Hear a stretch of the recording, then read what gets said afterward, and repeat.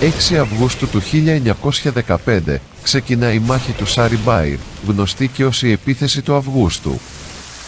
Το καλοκαίρι του 1914 ξέσπασε ο Πρώτος Παγκόσμιος Πόλεμος.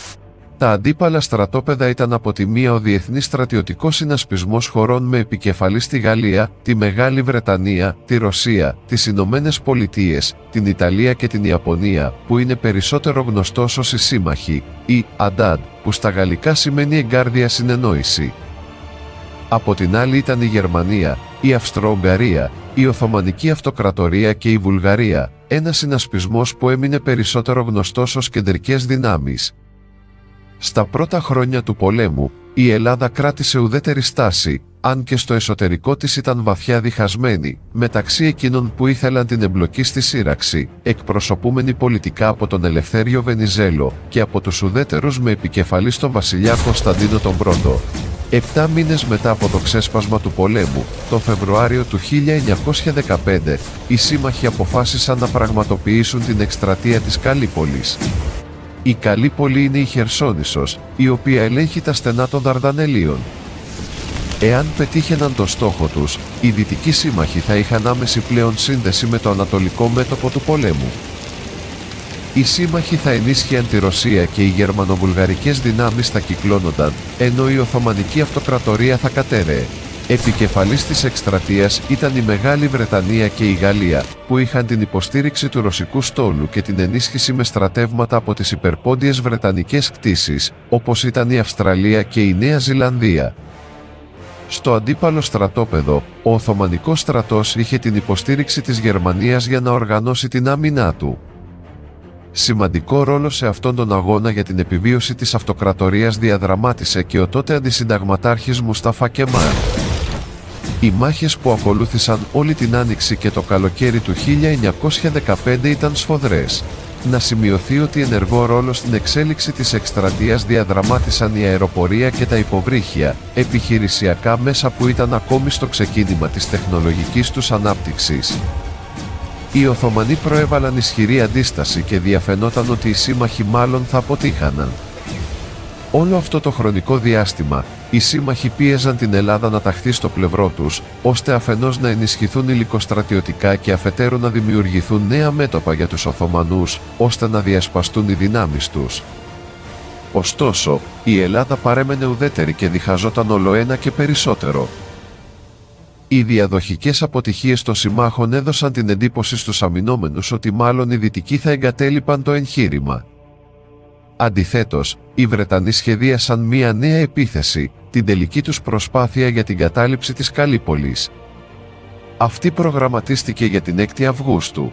Όμως οι προθέσεις τους ουσιαστικά αποκαλύφθηκαν κατά λάθος από ένα λεκτικό ατόπιμα του Winston Churchill, που τότε τελούσε χρέη πρώτου Λόρδου του Ναυαρχείου, δηλαδή ήταν ο πολιτικός επικεφαλής του Βρετανικού Βασιλικού Ναυτικού.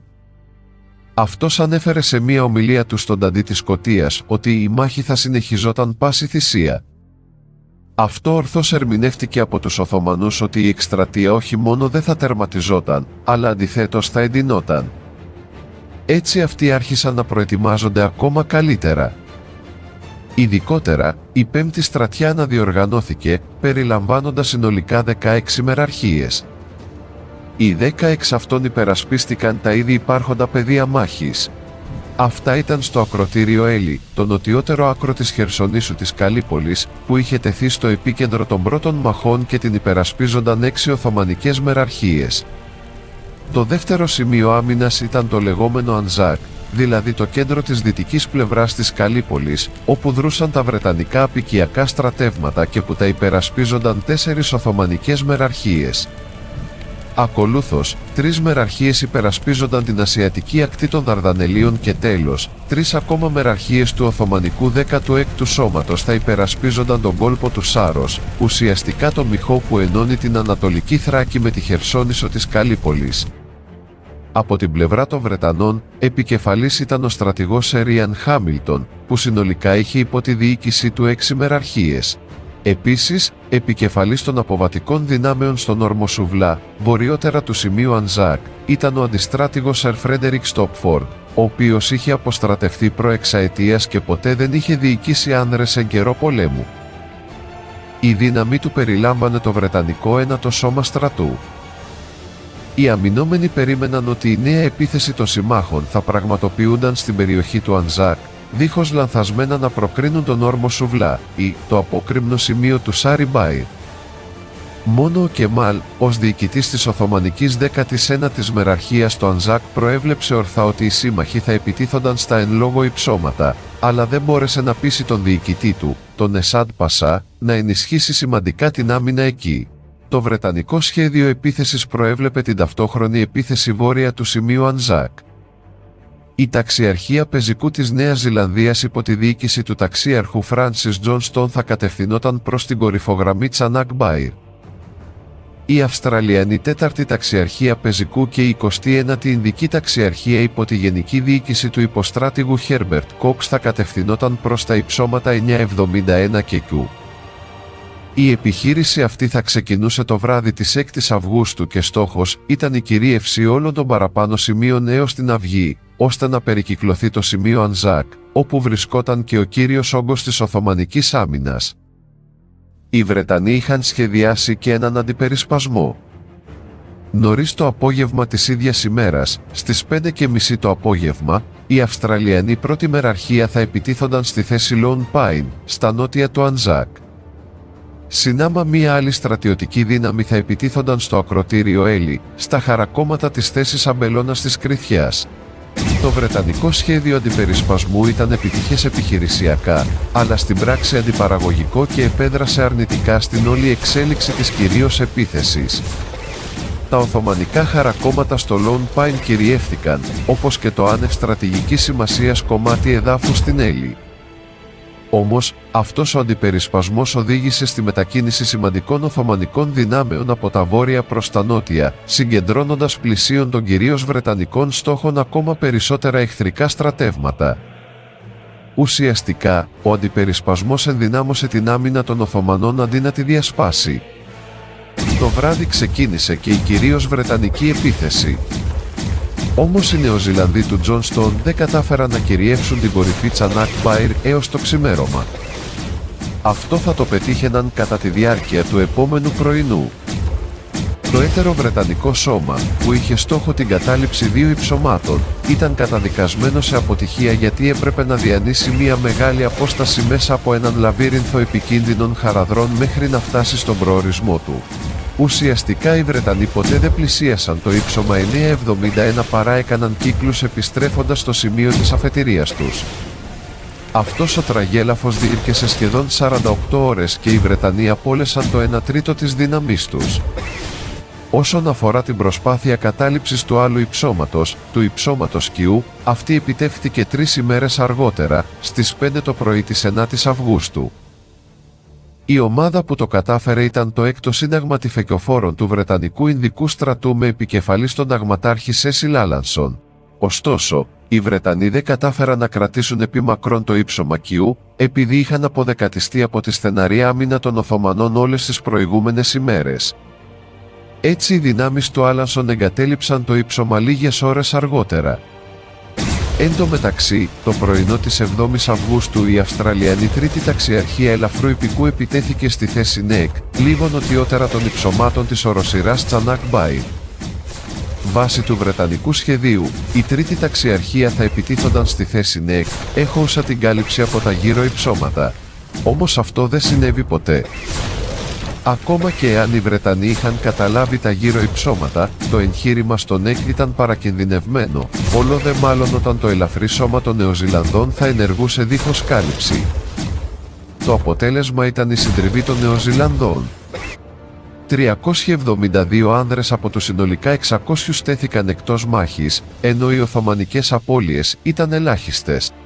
Μετά από ένα τριήμερο σφοδρών μαχών, στις 10 Αυγούστου, οι Οθωμανοί με επικεφαλής τον Μουσταφά Κεμάλ επιτέθηκαν και ανέκτησαν τον έλεγχο ολόκληρης της κορυφογραμμής του Σάρι Μπάιρ.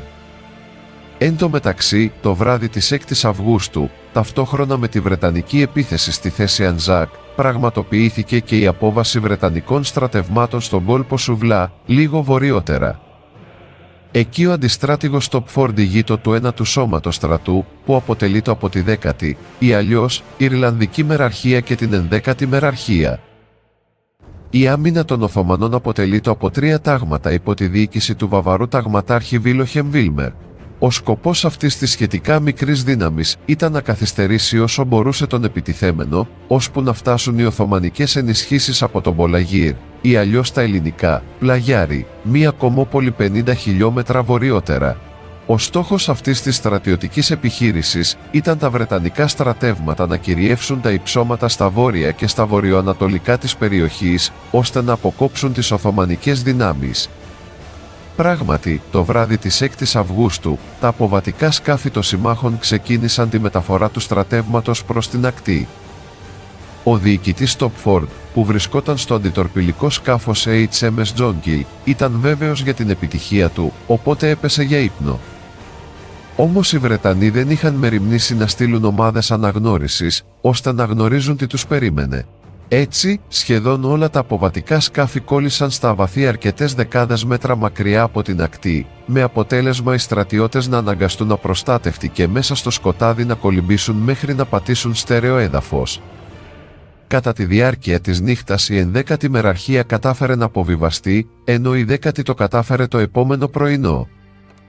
Όμως, οι στρατιώτες αναμίχθηκαν τόσο πολύ μεταξύ τους, οπότε κατέστη σχεδόν αδύνατος ο διαχωρισμός τους στις αρχικές τους ομάδες. Ως εκ τούτου πολλοί ανέλαβαν να φέρουν σε πέρας αποστολές για τις οποίες δεν είχαν τη σχετική ενημέρωση. Αν και οι αμυνόμενοι δεν προέβαλαν στεναρή αντίσταση, την πρώτη μόλις ημέρα της απόβασης οι βρετανικές απώλειες ανήλθαν στους 1.700 στρατιώτες, οι περισσότεροι θύματα των ελεύθερων σκοπευτών και διάσπαρτων βομβαρδισμών.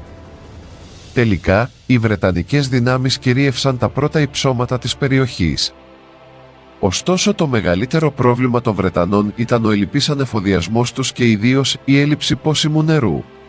Τότε, ο Γερμανός σύμβουλος του Οθωμανικού στρατού, Ότο Φον Σάντερς, εξοργίστηκε με την ολιγορία των αμυνωμένων να αποτρέψουν την απόβαση των Βρετανών, όσο αυτοί ήταν σε σύγχυση κατά τη διάρκεια της νύχτας.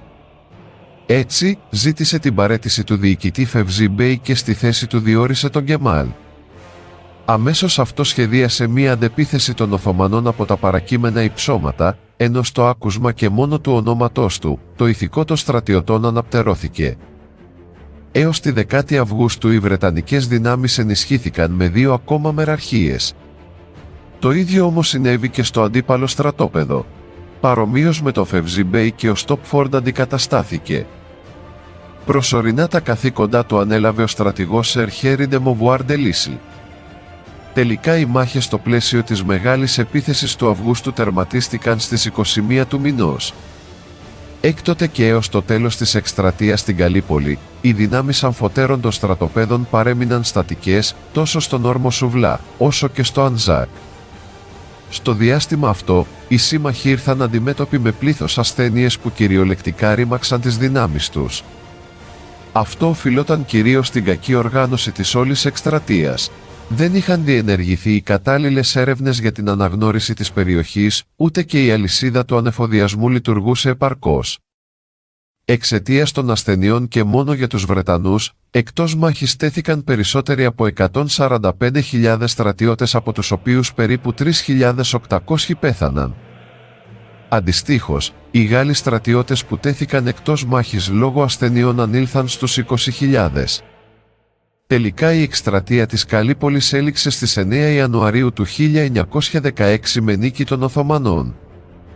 Το σύνολο των νεκρών ήταν σχεδόν ισάριθμο και για τα 2 στρατόπεδα.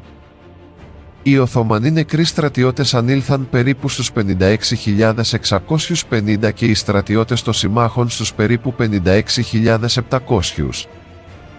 Η εκστρατεία της Καλύπολης είχε πολλαπλό αντίκτυπο σε όλα τα εμπλεκόμενα μέρη. Η απαρχή της κατέστη εθνική επέτειος και ημέρα μνήμης για τους Αυστραλούς και τους Νεοζηλανδούς, αφού η ανέτεια αυτή αιματοχυσία σηματοδότησε την έναρξη των διεργασιών για την ανάδειξη της Αυστραλίας και της Νέας Ζηλανδίας σε ανεξάρτητα κράτη. Για τους Τούρκους, η επιτυχημένη αντίστασή τους στην εκστρατευτική δύναμη των συμμάχων ήταν ένα ακόμα ηρωικό κεφάλαιο προς την πορεία τους για τη δημιουργία του νέου εθνικού κράτους τους, με πρωταγωνιστή τον Γκεμάλ.